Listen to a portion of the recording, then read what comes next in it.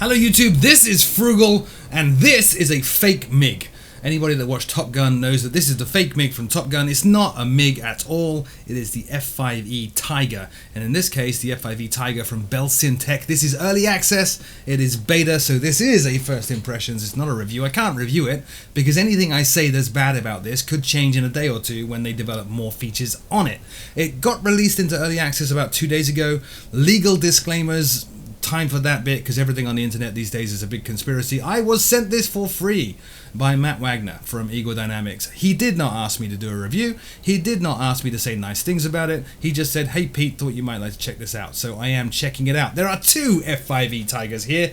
The one closest to the camera, obviously number 12 here, is Frugal. The one furthest from the camera is my good friend Mouse. How you doing, Mouse? Hey, doing well, thanks. Mouse is a fellow member of the Warhawks, which is the online squadron that I've flown with for years, even pre the YouTubes. So they put up with me doing the YouTube thing and becoming somewhat notorious in that vein. The reason Mouse is here, other than he's a good friend, is he's been waiting for this for quite a long time, and I haven't.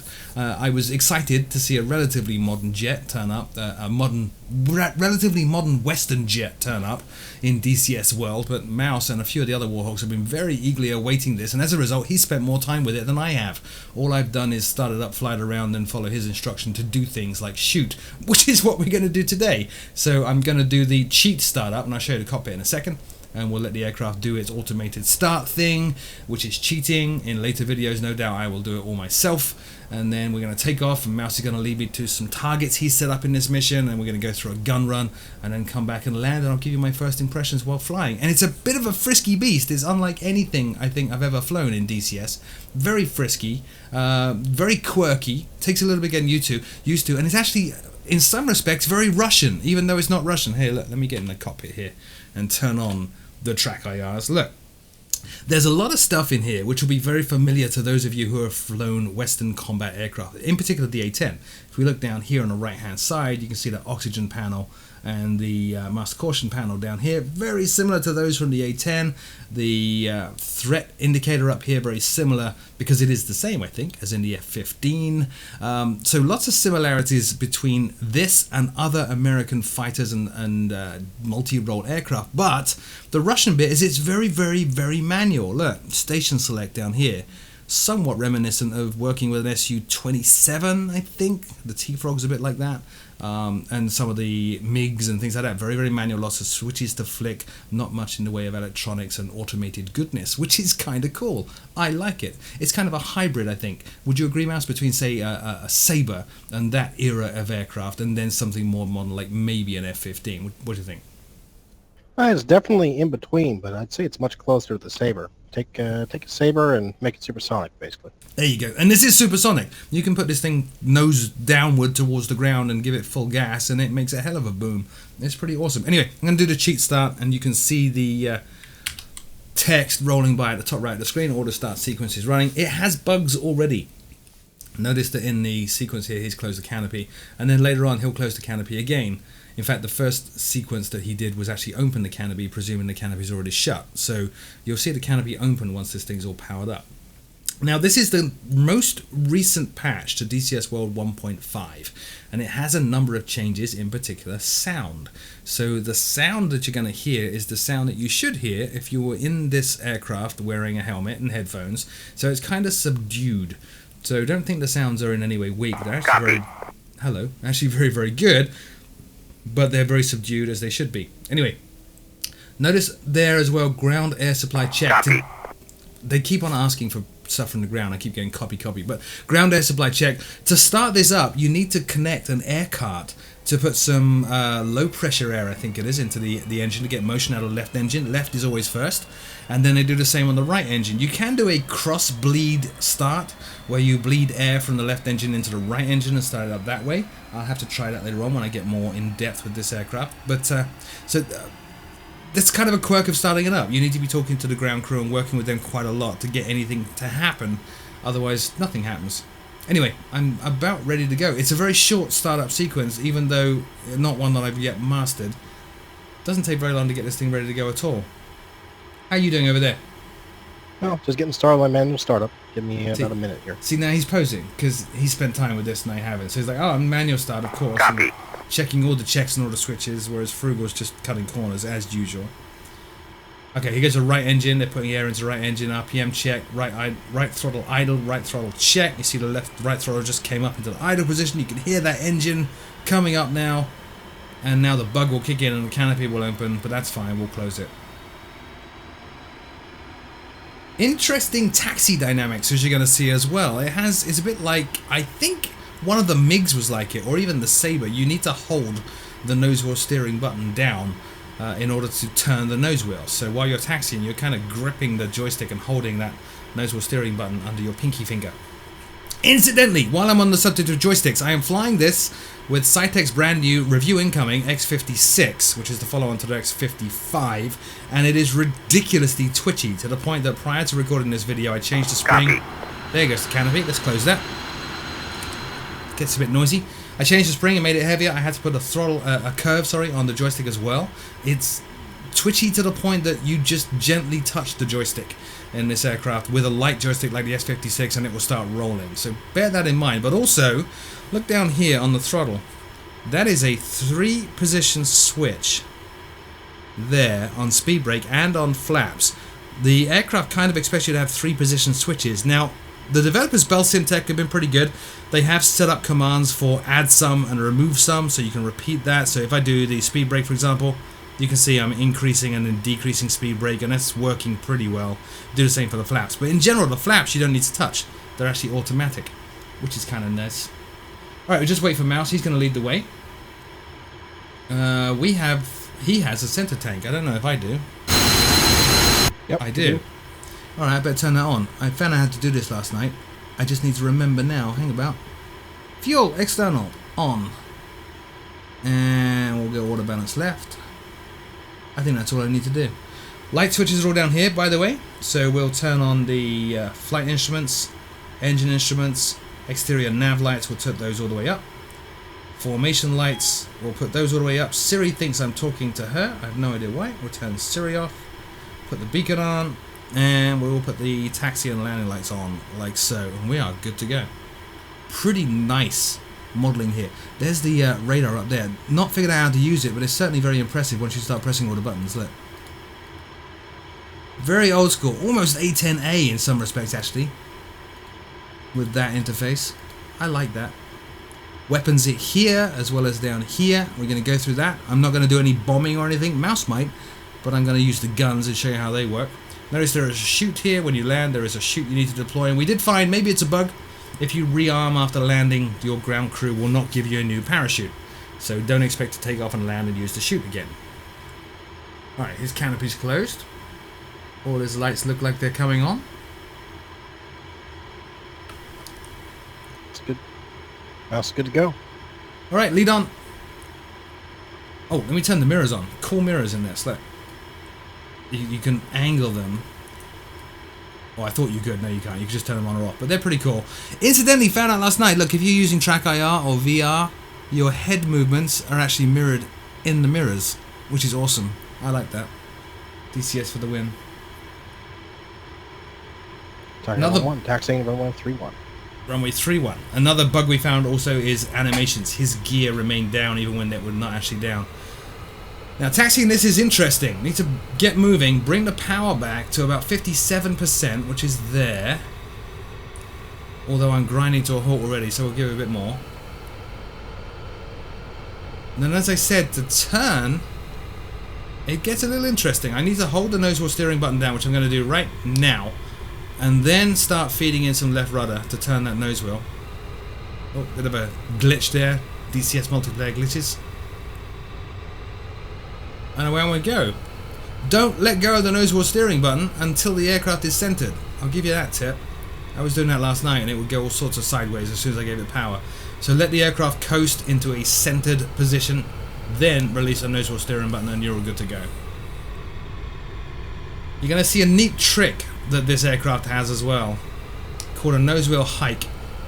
Once we get onto the runway, you can hike the nose wheel and whoops, see there's that nose wheel steering issue. You can hike the nose wheel and give the nose of the aircraft an additional 3 degrees of pitch, which shortens the takeoff roll. So none of this crazy takeoff flaps nonsense here. We just actually pitch the aircraft up on the ground and then drive very fast forward, and that generates lift apparently. It's pretty cool. It's a neat effect. The mouse is going to take the active, and we'll let him go first, and you'll see him do it when he lines up. In fact, I'll line up next to him, but we'll let him go because I'm not confident enough to do the synchro pair takeoff thing yet.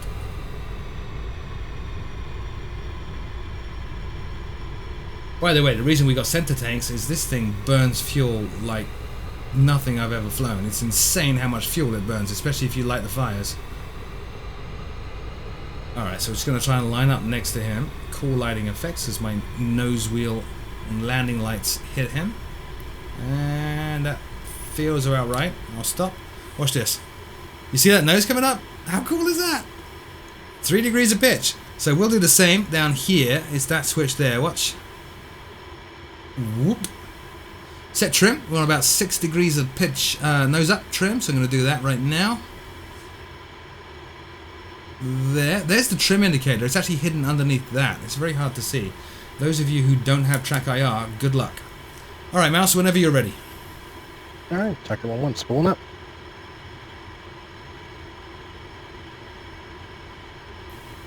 Look at that. On the roll. Awesome heat haze. Now you go to military power first, let the engine stabilize, and then once they are stabilized, release the brakes and go full power, max power with afterburners. They kick in about 4 seconds after hitting max, so we'll try that here. Going full mil now. Engines are stable, brakes off, max power. Nozzles wide open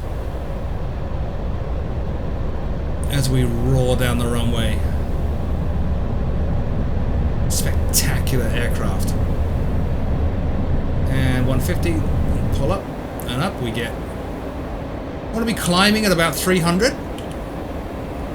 So I'm just going to bring the gear up.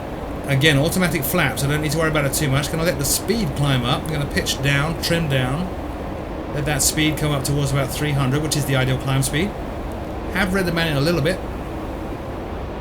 I'm going to back out of the afterburner now. Mouse is a dot in the sky above. There we go. And we'll start climbing on up. How high are we going, Mouse? We'll pull it up to about 6,000 for the start Okay. of the dive event for guns. Cool. Now obviously we're in the air, so I'm going to turn those landing and taxi lights off. We are going into a combat zone, so realistically I would turn the nav formation and all that lights off. I'll leave them on for now, it doesn't really matter. Oh, adjust my seat. Long-time viewers of my channel know I like the old aircraft. So I like this. This feels great. Very unique feeling aircraft among all the DCS aircraft. And it is a study aircraft. Even right now in early access it's shipping with 282 pages of manual, which was a bit of a surprise because quite often the early access come with a quick start guide and that's it. But note, this has a quick start guide and 280 pages of manual, which you will need because in order to deploy weapons, I haven't done that fully myself with the bombs, but you need to be consulting tables to find the right, I guess, degree of pitch down or glide and the speed that you need to release at in order to hit a target at a set point on the ground. It's pretty crazy and awesome.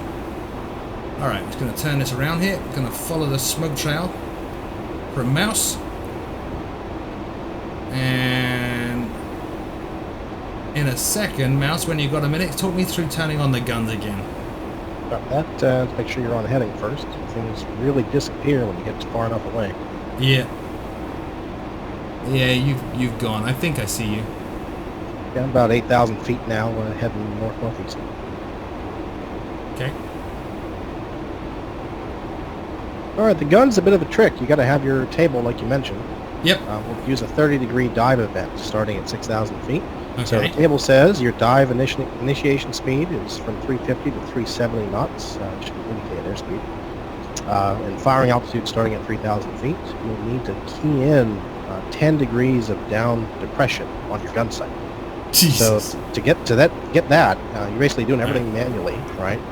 So you go up to the panel just under your gun sight. Yep. Which would be referred to as a HUD, but it's not. Right. Key it all the way over to manual for the mode dial. Manual. There we go. Yep. And take your mouse cursor over the depression knob and mouse down to 10 degrees. Or 10, Mouse. 10 I actually increments. went mouse up. Hang on. Let's go. So there we go. -10. Yep. All right. So that sets up your sight, and you got to arm the guns. That's a switch down in the lower left of your instrument panel. A big red cover. Gun missile camera. Oh. Right click to put it up. It's growling like a missile. Yeah, that does arm the sidewinders. Well, it doesn't arm them for release, but it sets up the seeker head. Okay. If it's too loud, you might be able to turn it down with the missile volume. I see that knob. But for me, that's all the way down already. Okay. And that's it? That's it. Now I can shoot? Yep, you got a two-stage trigger, one to open the gun ports and one to shoot. Guys, did you see that? Look at the nose of this aircraft real quick. Because it's that two-stage thing, I only have a single-stage trigger, so my single-stage trigger is doing the first stage, which is basically open the gun flaps. I don't know what else you would call them. And then second stage is fire. Look, it does it all at once. It's awesome. My understanding, it's a gun deflector. It actually opens exhaust ports. The guns won't stall your engines when they fire. That's awesome. Alright, where are you? Because I see this derelict runway with a lot of targets on it. If I'm direct westbound of the target now, I'm going to turn in well over the water for you. You can go ahead and set up your own diver vent. I'll stay up out of the way. So remember, you get 6,000 feet, and you want to set up a dive on the target of 30 degrees. Okay. And you're going to drive the sight down onto a point on the ground, down to 3,000 feet, and you commence firing. Alright, well that's where we're going to attack over here. Put the cursor on it, that thing there. We're going to try and take that out with guns. Again, only flown this once, which was yesterday. So, mistakes will be made. I'm going to ease off the power here, get my speed back to about 350. 350 entry, and then 400 in the dive. Bringing the power up now. We did find yesterday you can leave the power on and just deploy the speed brakes and manage your descent speed with that, which was freaky because I wanted very much to keep on coming off the power, but you don't need to. Alright, so we are not 30 degrees down. So let's level off a little bit here. Let's not go crazy. There's 6,700. Deploying those speed brakes now, like I said. Okay, over we get. And we want to start firing at about 3,000 feet. That's coming up on 30 degrees of nose down scariness. Oh my god. I did this with VR yesterday. It's terrifying, but awesome. Okay, coming up on 3,000 now. Guns, guns, guns. And I probably missed everything, but it doesn't matter because it felt awesome. You have a good smattering across the whole runway there, I'd have to say. Speed brake out. Yeah, I don't think I actually hit anything. I didn't. Maybe one. Oh no, the trucks at the end. I got all of them. That's awesome. Alright, getting some lag there. DCS multiplayer. Awesomeness. Now I want to find Mouse and see where he's at. So let me circle back around here. Not overhead the target now at 5,000. So we can join up with you, actually. Let's see if we can find him. Oh, breathing heavily, pulling some G now. Look at the speed. Make sure you don't drop under 300. It gets very scary if you do.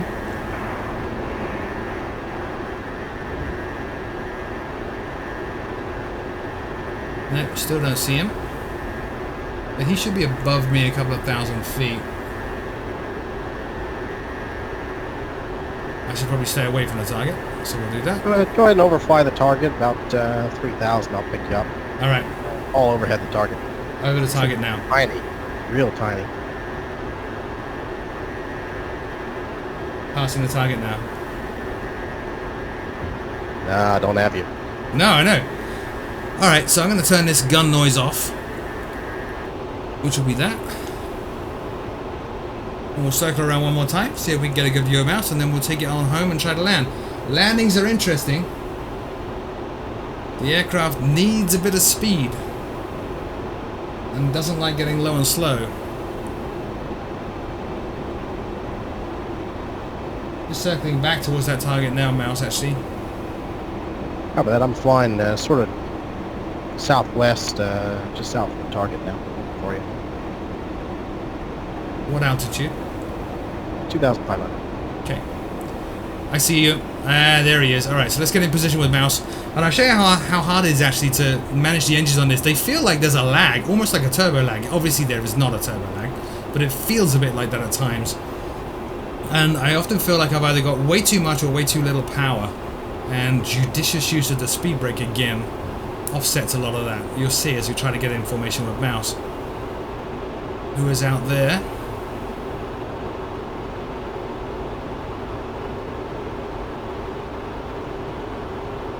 Try to get a little bit of lead on him. I've not done many combat videos, but lead pursuit is where your nose is in front of his. Basically it means I'm gaining on him in a turn like this. Lag pursuit would be where my nose is behind him. Oh, no wonder I couldn't see him. All I could see is a smoke plume, not actually your aircraft now. I'm to your right. I'm about yours, 4 or 5 o'clock. After that, I'll slow down to 350 and we'll head back towards home. Alright, 350. So here we go. Judicious use of the speed brake. Check this out. Because he will come up on me in a heartbeat. It looks like he's a long way away, and then he's just not. He'll be right there filling my canopy. So speed brake out now. Not easing up on the power at all. Just putting that speed brake out. And now, see, and I missed it. I'm going to go right past him. How very Top Gun is that? Putting the brakes out, and he did fly right past me. Alright, so I'm going to slow down and let mouse take the lead from here. Early days, early days. Got eyes on you. Why don't you continue and I'll form up off your right wing. Okay. Roger, 300. And bring the power and try to hold 300 here. We'll trim it.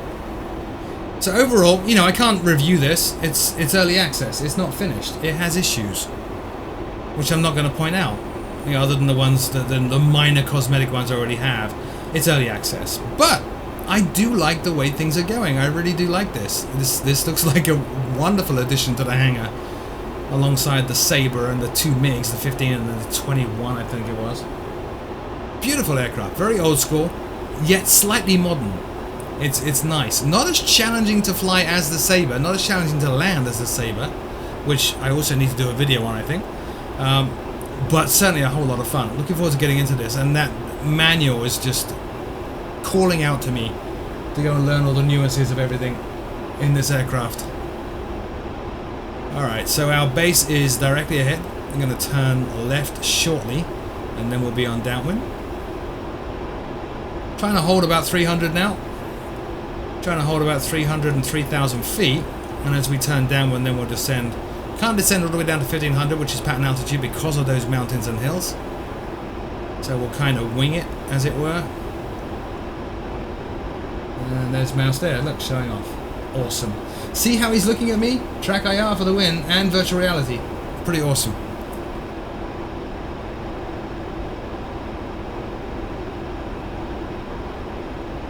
Alright. I love the way DCS is going. I'm loving this. Obviously everybody wants to see the F-18. Who knows if or when we're ever going to see that. But as long as some of the third-party developers keep coming out with awesome stuff like this, I think it's going to tide me over. This and the Gazelle right now are taking all my time in DCS. The Gazelle especially, I love that. They just patched that, by the way. Polyshop just patched the Gazelle and added in new models, which so you have the model now with the gun pods and all sorts of lovely stuff like that, which is very, very cool. Need to do some more videos with the Gazelle. Having a real hard time trimming this aircraft right now.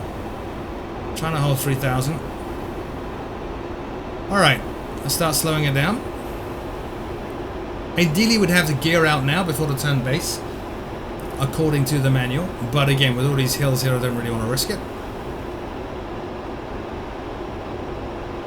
So I am going to start a turn to base now, and there will be a very short final. And as we round that hill there and come out on the lake, oh sorry, river, I'll throw the brakes out, drop the gear, and hopefully stabilize this aircraft. Speed's coming down nicely.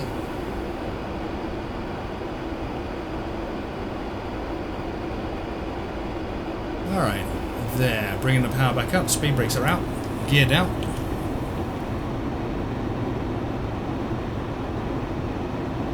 Three green. Idle on the power now. Speed's dropping very nicely indeed. So is the altitude. Need to ease up on that a bit. Looking for about 150, just under 150 as we cross the threshold. Bidding in some power. There goes Mouse. Looking amazing. Dropping flares. Alright, speed brake off. Let's fly the angle of attack indicator now. Speed's still coming down, which is great. There. Perfect. Whoops. More power, more power. Let's see if we can not wreck this. It feels very much like the MiGs trying to land it. Balancing on a needle. Yeah, it's going to be a long landing, but it's okay. A little bit fast as well. Lifting the nose. A little bit too much. Hard landing. Very hard landing. Oh my goodness. And shoot. That was a terrible landing. We'll take it all the way to the end of the runway, turn around, watch Mouse land. Let's detach this chute now if I can. Hey, go away, chute. Stop. How do I get rid of this chute? There we go. And click and hold, yep. I got it. Turn base.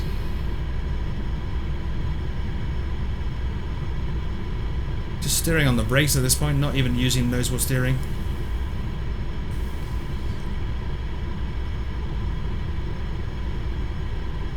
Alright, braking. Nose wheel steering on. Let's go here to this turnaround area. We will turn around. And then if I'm able, I will bring the external camera up and show Mouse doing a much better job than I just did.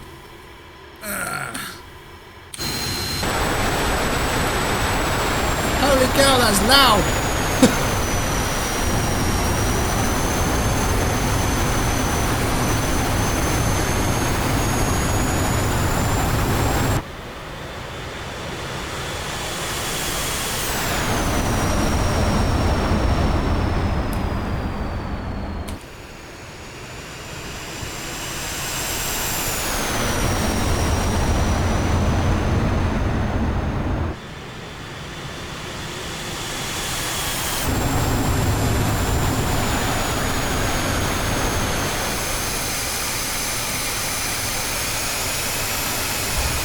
Beautiful.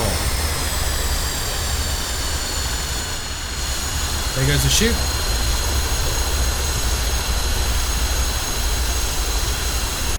Outstanding stuff. Very, very loud though. So that's it. First impressions, Belsim Tech Early Access DCS F-5E Tiger 2, I think is the full name.